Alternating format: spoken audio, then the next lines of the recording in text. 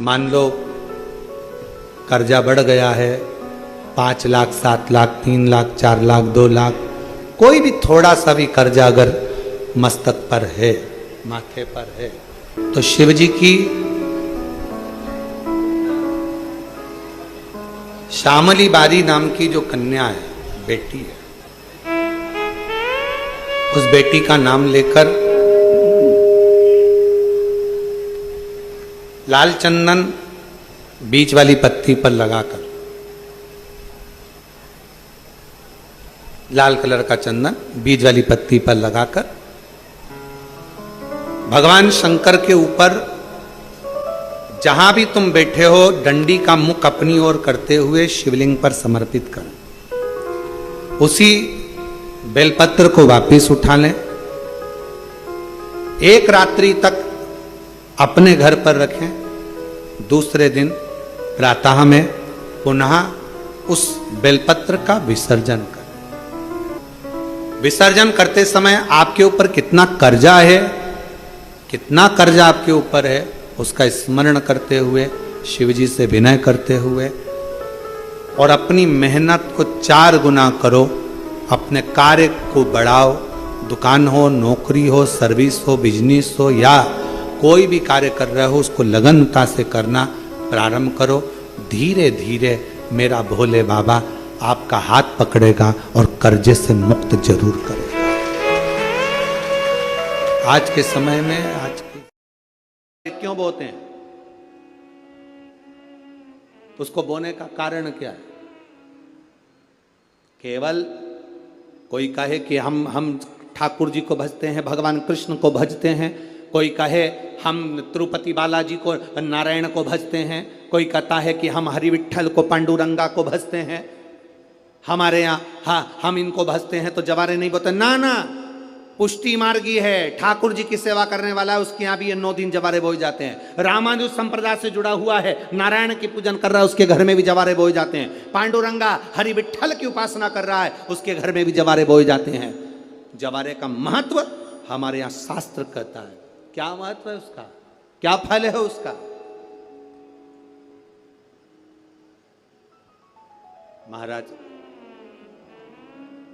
जब देवी माता ने दुर्गा भवानी को पंचायत में बुलाया गया, शिव पंचायत में मां दुर्गा बैठी हुई है, और शिव पंचायत में जब दुर्गा भवानी बैठी, उपद्रवियों ने उपद्रव मचाया, अहंकारियों ने अहंकार मचाया, असुरों ने, राक्षसों ने हाहाकार मचाना प्रारंभ करा। तब उस समय पर देवाधिदेव महादेव माता पार्वती को देखकर, दुर्गा भवानी को देखकर मुस्कुरा रहे थे। केवल शिव मुस्कुरा रहे हैं, पार्वती को देखकर, दुर्गा भवानी को देखकर, मां जगत जननी को देखकर केवल मुस्कुरा रहे हैं। तब देवता सूर्य नारायण ने भगवान शिव जी को देखकर हाथ जोड़कर प्रार्थना करी। भास्कर देव बोले, सूर्य नारायण बोले, बाबा मेरे मन के संशय को मिटा दीजिए। शिव जी ने पूछा क्या काम है, बोलो क्या चाहते हो? शंकर भगवान से सूर्यदेव भास्कर देव कहते हैं, प्रभु आपके मुस्कुराने का कारण क्या? भारत की भूमि पर जितनी जगह पर भी आप लोग कथा सुन रहे हो, आस्था चैनल पर, फेसबुक, यूट्यूब पर जितने लोग कथा सुन रहे हो, बड़े ध्यान से सुनना कि जवारे क्यों बोए जाते हैं। नवरात्रि में जवारे की महत्वता क्यों होती है, क्यों बोया जाता है, मिट्टी में गेहूं डालकर क्यों उत्पन्न किया जाता है, उसकी महत्वता क्या है? सूर्य नारायण पूछ रहे हैं भगवान देवाधिदेव महादेव से, आप दुर्गा भवानी को देखकर मुस्कुराए, आप हंसे हैं, आपके चेहरे पर प्रसन्नता आई है, कारण क्या? और महाराज देवाधिदेव महादेव ने कहा, यहां भगवान विष्णु, गणेश जी, भास्कर देव, आप सब बैठे हो। असुरों ने आक्रमण कर दिया, असुरों ने आक्रमण करा है, और वह असुर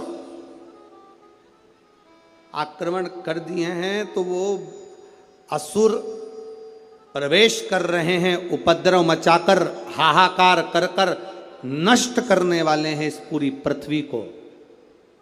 तो फिर उसको बचाएगा कौन, कैसे बचेगा? शिव जी ने कहा चिंता मत करो।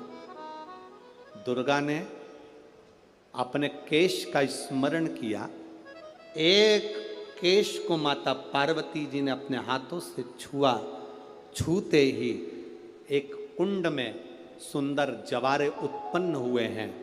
जब तक वो जवारे बड़े नहीं हो जाते, जब तक वो जवारे थोड़े प्रबल नहीं हो जाते, तब तक एक भी असुर प्रवेश नहीं कर सकता, हाहाकार नहीं मचा सकता और अंदर आ नहीं सकता। शिव महापुराण की कथा कहती है, जवारे जिसके यहाँ बोए जाते हैं, जवारे का, आप लोग कहते हैं कहीं पर देवी जी बैठी हैं, किसी के यहाँ मिट्टी की मूर्ति आई 21 फीट की, 41 फीट की, 15 फीट की, 10 फीट की, 25 फीट की देवी जी की प्रतिमा स्थापना हुई। लोग कहते हैं हम देवी जी का दर्शन करने जा रहे हैं, दुर्गा जी का दर्शन करने जा रहे हैं। शिव महापुराण की कथा कहती है वो दुर्गा जी का दर्शन नहीं, देवी का दर्शन नहीं। नवरात्रे में जहां जवारे बोए जाते हैं वहां मात्र आप पांव रखते हैं तो अपने घर में से क्लेश दूर हट जाता है, अहंकार दूर हट जाता है, अभिमतता दूर हट जाती है, तकलीफें दूर हट जाती है। जिसके घर में जवारे बोए जाते हैं वहां से अहंकार, काम, लोभ, आसक्ति, वासना, तृष्णा और दुख, तकलीफें दूर हट जाती है। तो जवारे का मूल का तत्व आनंद, सुख। महाराज उसको समझने वाला समझ सकता। और नवरात्रे में भी देवी की आराधना का एक स्मरण का सुख है महाराज।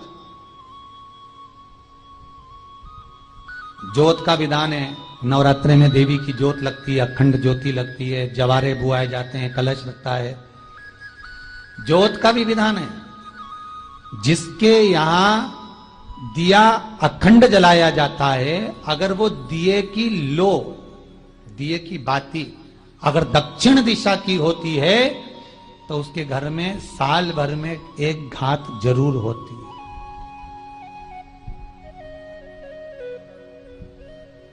जो दिया अखंड जलता है उसकी बाती का मुख दक्षिण का नहीं होना चाहिए।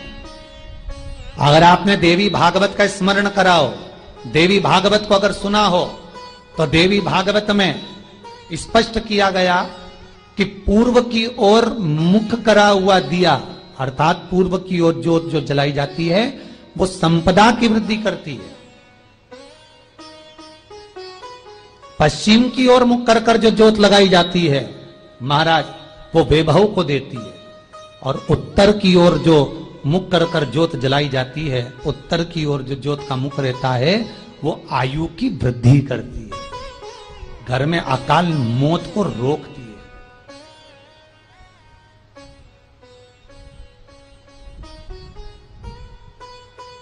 नवरात्रे का जो भाव तत्व है उसको भी अच्छे से समझ लेना।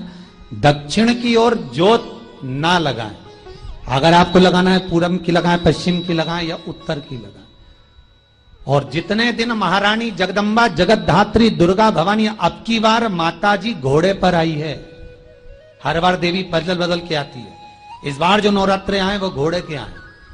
तो घोड़े पर जो देवी जी आती है वो समृद्धि को देने वाली आती है, लक्ष्मी की वृद्धि करने वाली आती है। जैसी घोड़े की रफ्तार होती है उस रफ्तार से लक्ष्मी घर में आती है। तो ये मत सोचना कि कोरोना महामारी ने हमको नीचे गिरा दिया या कोरोना महामारी ने रोक दिया, कमाई के स्रोत रोक दिया, धन रोक दिया, चिंता मत करना। मेरी मां जगत जननी दुर्गा भवानी अब की बार घोड़े पर आई है, साल भर में इतना धन दे देगी कि आपने पीछे के 4 साल में नहीं कमाया होगा, इतनी मेरी मां भंडार भर देगी। ये घोड़े पर आई है, कोई साधारण नहीं हो सकता। देवी भागवत में स्पष्ट किया गया, जब जगदम्बा मगर पर आती है उसका भाव अलग है, और जगदम्बा जब हाथी पर आती है उसका भाव अलग है, और जगदम्बा जब घोड़े पर आती है तो जगत को समृद्धिवान बना देती है, वैभव में कमी नहीं आती। अभी भले दुनिया के लोग अभी रोते हैं कि पैसा नहीं आ रहा, कोरोना महामारी ने सब तोड़ दिया, रोक दिया, पर चिंता ना करना, मेरी मां अगर घोड़े पर आई है तो उसका सुख आपको जरूर मिलेगा।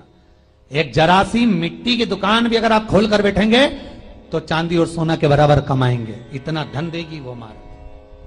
साधारण नहीं है मेरी माता।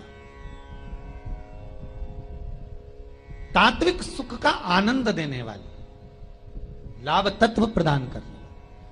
और नवरात्र में भी अगर आपकी कोई कामना है, आपकी अगर इच्छा है, आपका मन है, तो जगत जननी की आराधना करो। पति और पत्नी में अगर क्लेश है तो जगदम्बा के मंदिर में मक्खन चढ़ाओ, प्रेम बढ़ जाएगा।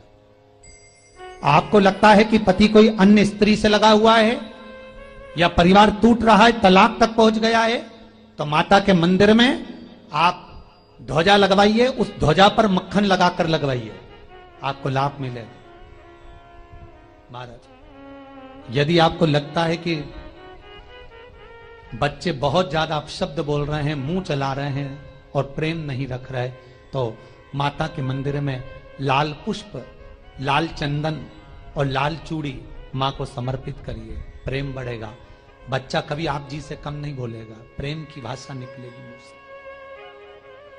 मां जगतजननी की आराधना, जगदम्बा की उपासना। नवरात्रे में 9 दिन में से कोई एक दिन ऐसा ले लो जिस दिन कन्याओं का भोजन कराओ, साथ में उनको लाल चुनरी ओढ़ाओ या कोई लाल वस्त्र, लाल पूजन की सामग्री उनको दो, सुख मिलेगा, आनंद आएगा।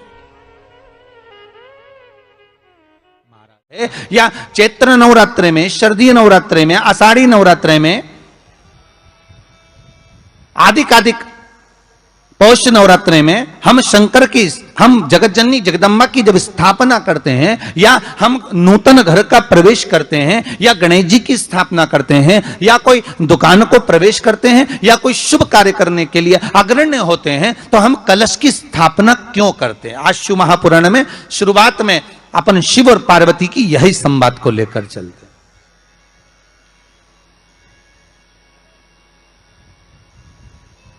आखिर कलश में ऐसा क्या है? कलश के अंदर आखिर ऐसा क्या विराजमान है कि 33 कोटि देवता उस कलश के अंदर आकर बैठ जाते हैं? महाराज,